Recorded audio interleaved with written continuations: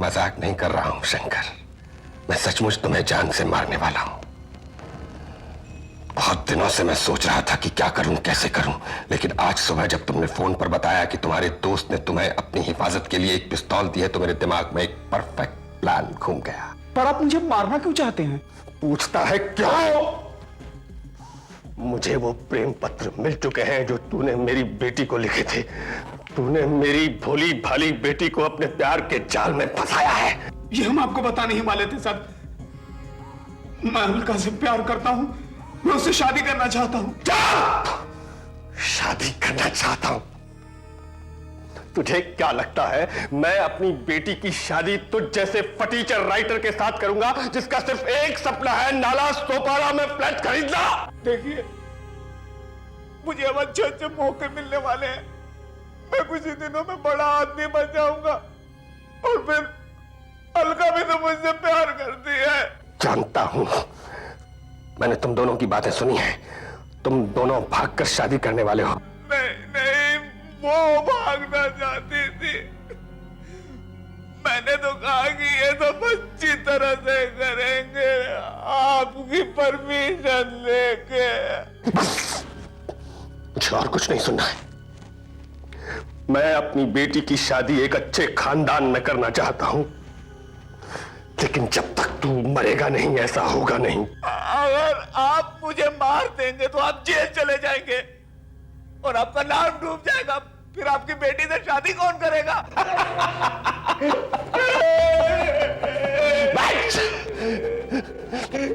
तू गधा का गधा निकला।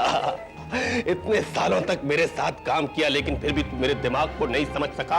अरे मैंने इतने केसेस सॉल्व किए हैं, इतने अपराधियों को पकड़ा है कि मेरा दिमाग भी अपराधी जैसा हो गया है। तू मरेगा जरूर, लेकिन किसी को इस बात का शक नहीं होगा कि तेरी मौत का जिम्मेदार मैं हूं। मुझे मालूम था कि तेरे पास पिस्तौल है, मुझे यह भी मालूम था कि आज तेरा नौकर छुट्टी पे है, इसीलिए तो मैं आज यहां आया।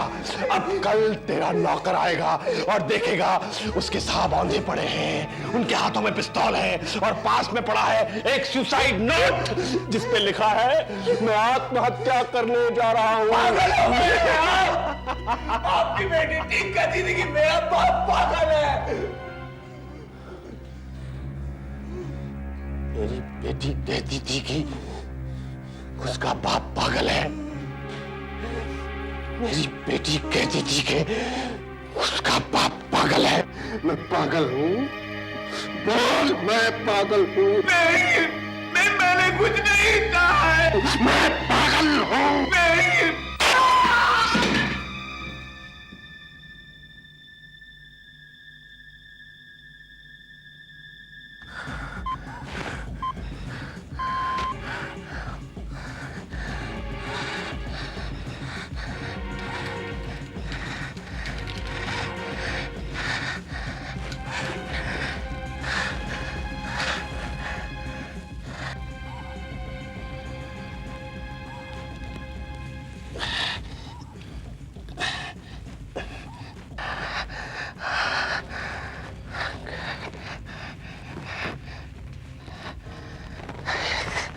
एक आदमी ने अपने आप को गोली मार ली।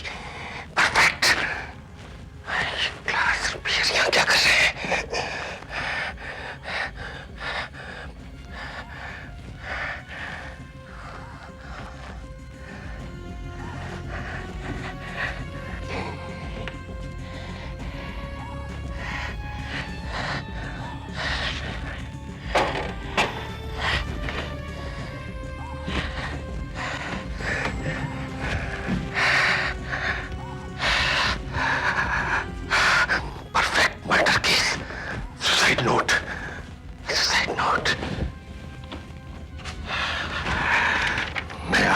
करने जा रहा हूं। मैं अपनी जिंदगी से ऊब चुका हूं और अब इससे छुटकारा पाना चाहता हूं। नागार्जुन सुसाइड केस, ये रही file. Nagarjuna suicide case. Nagarjuna, अब तुम्हारी सुसाइड की कोई जरूरत नहीं है। कोई जरूरत नहीं है। कोई जरूरत नहीं है। यस।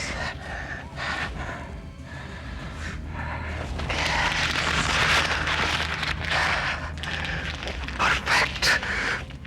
Suicide case.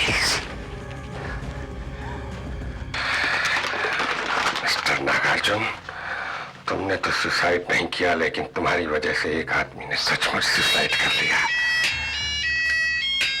अब तुम्हारी कोई जरूरत नहीं है। Thank you Mr Nagarjuna, thank you, thank you. कोई सबूत नहीं।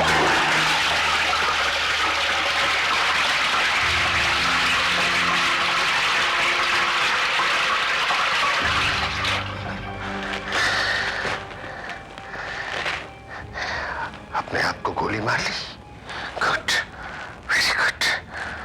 मेरी बेटी से शादी करेगा।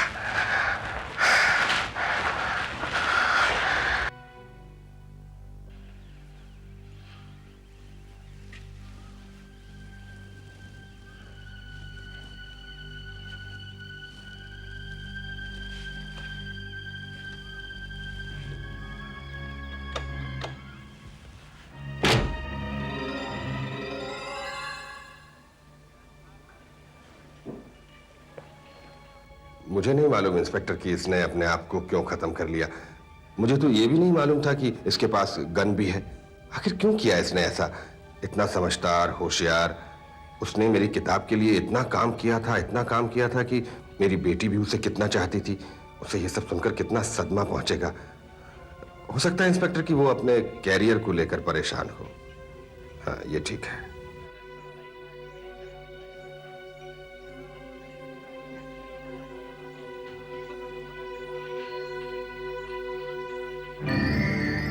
अरे, मेरा लाइटर।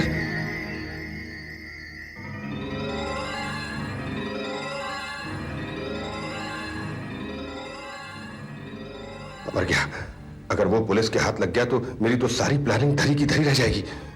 उस पर तो मेरी उंगलियों के निशान भी मौजूद होंगे और मेरा नाम भी तो लिखा है उस पर। ओह नो, अगर वो पुलिस को मिल गया तो मेरा बच पाना मुश्किल है।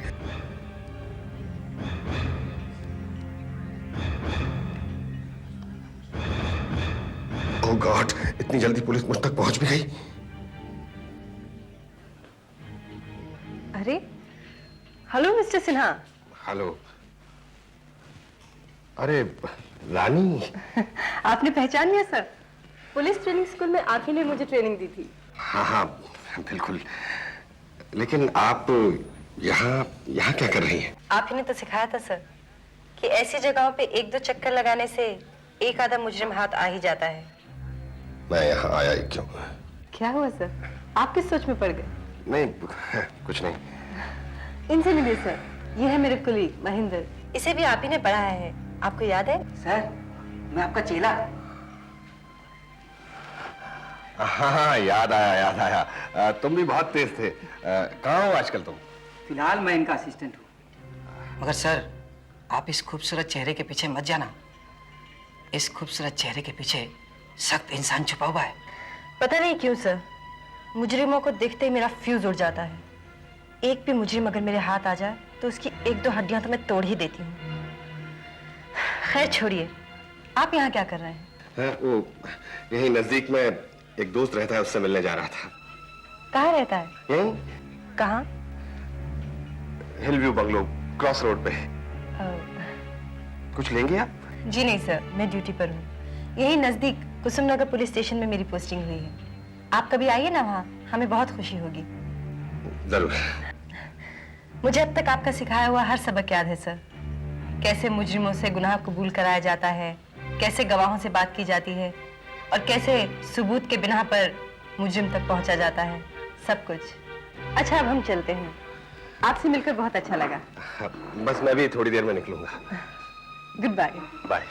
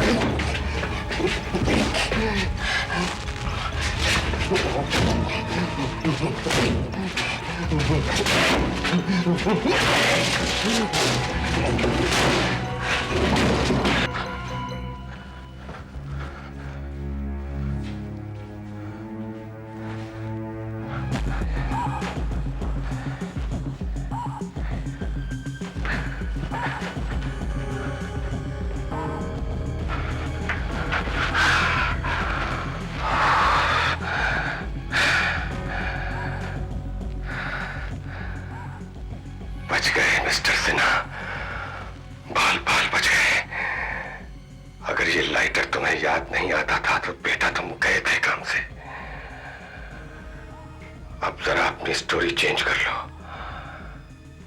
तुम पुलिस को बता चुके हो कि तुम यहां आने वाले हो। दरवाजा तुमने तोड़ दिया है।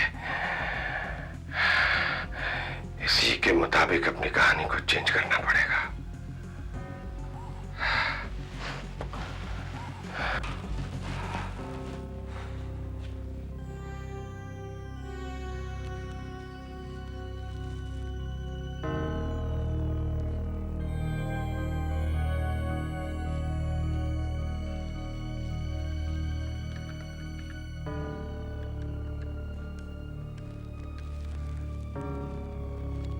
Hello, Kusumnagar police station. मैं इंस्पेक्टर रानी शर्मा से बात कर सकता हूं?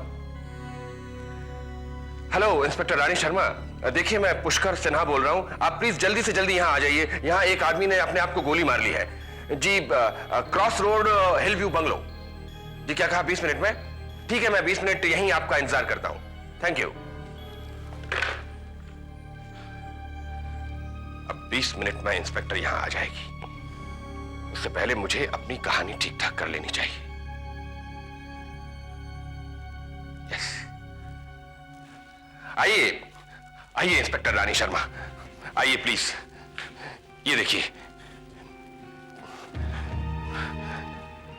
ये रही लाश। पता नहीं क्यों इस आदमी ने अपने आप को गोली मार ली। सिन्हा साहब, ये आदमी कौन है? आप इसे जानते हैं? जी हाँ, जानता हूं। ये वही है जिसका जिक्र मैंने आपसे बार में किया था। शंकर जेटली नाम है इसका। मैं एक किताब लिख रहा हूं उन केसेस के बारे में जो मैंने सॉल्व किए थे। उसे लिखने में ये मेरी मदद कर रहा था। आज इसका फोन आया कि सर मैं बहुत परेशान हूं, बहुत डिप्रेस्ड हूं, आप प्लीज मुझसे मिलिए। मैंने कहा भाई जो भी परेशानी है फोन पे बता दो। मैं बहुत थका हुआ था, पैरों में भी दर्द हो रहा था। कहने लगा नहीं सर आप प्लीज आइए, मुझे आपसे बहुत जरूरी काम है। मैंने कहा चलो देखते हैं क्या बात है। आया, रास्ते में बियर बार देखा तो सोचा एक आध बियर पी लेता हूं थकान मिटाने के लिए। मैं बार से करीब 5 बजे निकला। जैसे ही गेट के अंदर घुसा इंस्पेक्टर तो मैंने गोली चलने की आवाज सुनी। मैं भागा भागा आया, मैंने दरवाजा खटखटाया। जब दरवाजा नहीं खुला तो मैं दरवाजा तोड़ के अंदर आया। अंदर आया तो देखता हूं कि ये आदमी यहां मरा पड़ा है, हाथ में पिस्तौल है और पास में एक सुसाइड नोट रखा है। मुझे बहुत अफसोस हो रहा है इंस्पेक्टर कि मैं क्यों वहां बार में बैठकर बियर पीता रहा। अगर सीधा यहां आ जाता तो इसे बचा लेता। सिन्हा साहब, आपने कहा कि आपने गेट में घुसते ही गोली की आवाज सुनी। यस इंस्पेक्टर, मैंने गेट में घुसते ही गोली की आवाज सुनी। सिन्हा साहब, आप जो कुछ कह रहे हैं मुझे उस पर यकीन नहीं होता। What do you mean, inspector? यकीन नहीं होता? आपका मतलब है कि मैं झूठ बोल रहा हूं? देखिए सिन्हा साहब, आप 5 बजे बार से आए और यहां इसका मतलब आप 5:15 बजे पहुंचे होंगे। आपने गोली चलने की आवाज सुनी, आपने दरवाजा तोड़ा, आप अंदर आए। तो आपके हिसाब से इस आदमी को मरे हुए ज्यादा से ज्यादा 40-45 मिनट हुए होंगे, क्योंकि अभी 6 भी नहीं बजे हैं। लेकिन लाश इतनी ठंडी पड़ चुकी है सिन्हा साहब कि इसे मरे हुए 3 या 4 घंटे हो चुके हैं। आप एक इंटेलिजेंट पुलिस अफसर से बात कर रहे हैं सिन्हा साहब। अरे नहीं यार, ये गोली की बात तो गड़बड़ है। कुछ और सोचना पड़ेगा। अरे हटाओ ना इस गोली को, कुछ और सोचता हूं। हाँ, वो हुआ ये इंस्पेक्टर कि मैं 5 बजे बार से निकला। यहां आकर मैंने दरवाजा खटखटाया तो दरवाजा अंदर से खुल नहीं रहा था और फोन की घंटी लगातार बज रही थी। मुझे लगा कहीं इस आदमी को हार्ट अटैक तो नहीं हो गया है, तो मैंने दरवाजा तोड़ा। अंदर आया तो देखता हूं कि ये आदमी यहां मरा पड़ा है, हाथ में पिस्तौल है और एक सुसाइड नोट रखा है। मुझे इतना अफसोस हो रहा है इंस्पेक्टर कि मैं क्यों वहां बार में बैठकर बियर पीता रहा। अगर सीधा यहां आ जाता तो इसे बचा लेता। हाँ, ये ठीक है, ये ठीक है। बस इसी पर अड़े रहना पुष्कर सिन्हा।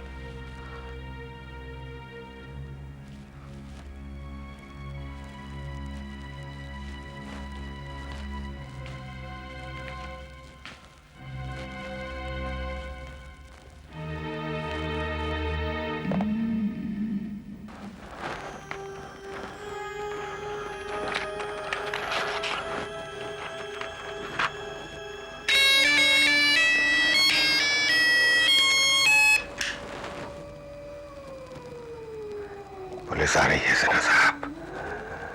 तुम्हारा असली टेस्ट अब शुरू होगा। जितना कम झूठ बोलोगे उतना ही कम पकड़ में आओगे। बस एक कहानी पर अड़े रहो और अपने दिमाग को थोड़ा ठंडा रखो, सब ठीक हो जाएगा।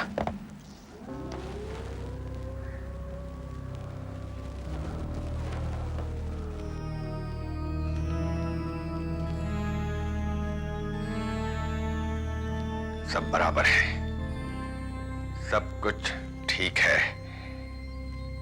पिस्तौल हाथ में है, सुसाइड नोट अपनी जगह पर है। मैंने दरवाजा तोड़ा, इसको मरे हुए 3 घंटे हो चुके हैं। This is perfect murder Shankar Jaitley. बस अफसोस इतना है कि इसे हम अपनी बुक में शामिल नहीं कर सकते और न ही इस पे सीरियल बन सकता है। क्यों, क्या कहते हो? कहो, कुछ तो कहो। मुझे पागल कह रहे थे ना तुम? मेरी बेटी से शादी करने वाले थे, मेरी बेटी से शादी करने वाले थे। मानते हो ना मेरे दिमाग को, कितना स्मार्ट हूं मैं। बोलो, अब बोलते क्यों नहीं? बोलो मैं पागल हूं। बोलो यार, कुछ तो बोलो। और कुछ नहीं तो यही बोलो, कॉन्ग्रेचुलेशन सिन्हा साहब, कॉन्ग्रेचुलेशन सिन्हा साहब। बोलो कॉन्ग्रेचुलेशन सिन्हा साहब।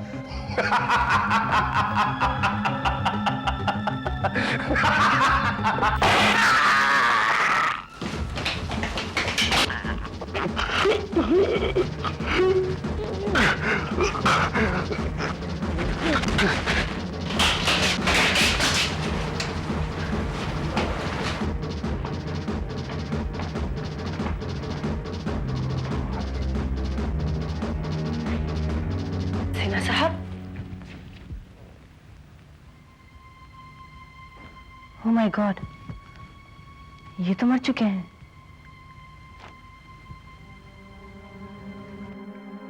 इन्होंने तो फोन करके हमें यहाँ बुलाया था। इन्हें किसने मार दिया? अगर गोली चलने की आवाज तो अभी सुन ली। मैं देखता हूं।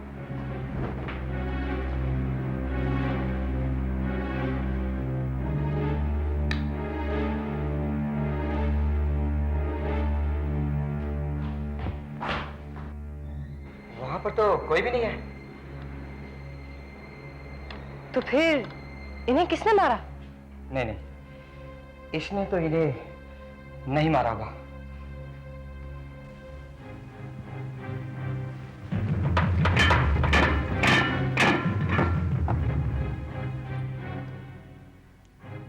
इसे मरे हुए तो 2-3 घंटे हो चुके हैं।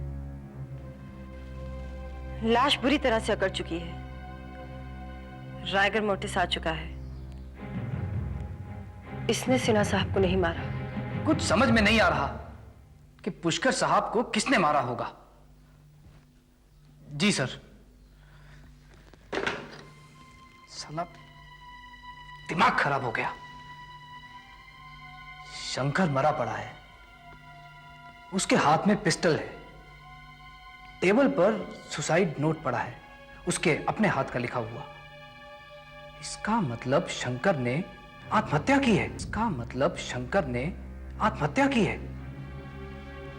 और गोली लगने के जोर से वो कुर्सी के साथ ही पीछे की ओर गिर पड़ा। जिस गोली से शंकर की मौत हुई वो गोली सीधे दीवार में जाकर लगी, और दूसरी गोली जिससे पुष्कर साहब मरे वो ऊपर छत पे जाकर लगी। लेकिन ये आप कैसे कह सकते हैं कि जो गोली छत पे लगी है उसी गोली से पुष्कर साहब मरे? हमें बैलिस्टिक एक्सपर्ट की रिपोर्ट मिली है जिसके मुताबिक दोनों गोलियां एक ही पिस्टल से चली हैं जो कि शंकर के हाथ में थी। जिस गोली से पुष्कर साहब की मौत हुई वो उनकी छाती में लगी और पीठ से निकलकर सीधी छत पे जा लगी। छाती का घाव, पीठ का घाव और ऊपर छत पर लगी गोली का निशान, इन तीनों को अगर आप एक साथ एक लाइन में मिलाएं तो इससे साफ जाहिर है कि जब पुष्कर साहब को गोली लगी तो वो आगे की ओर झुके हुए थे और गोली यहां नीचे से सीधी चलाई गई। ऐसी अब देखो, शंकर की मौत 2:30-3 बजे के आसपास हुई और तुम पुष्कर साहब से 5 बजे बार में मिले, राइट? जब वो शंकर से मिलने जा रहे थे। माइंड यू, जब तुम पुष्कर साहब से मिले तो शंकर ऑलरेडी मर चुका था। 5:30 बजे के आसपास पुष्कर साहब ने फोन किया और बताया कि शंकर मरा पड़ा है। 6 बजे तुम वहां पहुंचे और वहां पहुंचते ही तुमने गोली चलने की आवाज सुनी। हाँ साहब, और हम भागे।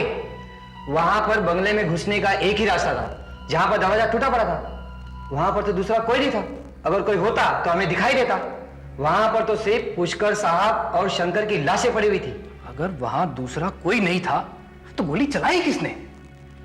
कहीं आप ये तो नहीं कहने चाह रहे हैं कि गोली मुर्दे ने चलाई? हाँ, लेकिन मुर्दे ने गोली चलाई कैसे? मैं बताता हूं मुर्दे ने गोली कैसे चलाई। मुर्दे ने गोली रिगर मोर्टिस की वजह से चलाई। जैसा कि मैं पहले बता चुका हूं, रिगर मोर्टिस की वजह से मरने वाले का शरीर ठंडा हो रहा होता है, फिर धीरे धीरे सिकुड़ता है और पत्थर की तरह कड़क हो जाता है। मगर सिकुड़ने की वजह से बॉडी की पोजीशन नहीं बदलती, वो जैसी है वैसी ही रहती है। देखिए, शंकर करीब 3 बजे मरा और आहिस्ता आहिस्ता 2-3 घंटे में उसके शरीर की सारी मांसपेशियां यानी कि मसल्स कड़क हो गई। सबसे पहले आंख की, फिर नाक की, फिर मुंह की, फिर गले की, फिर छाती की और नीचे की सारी मांसपेशियां कड़क हो गई।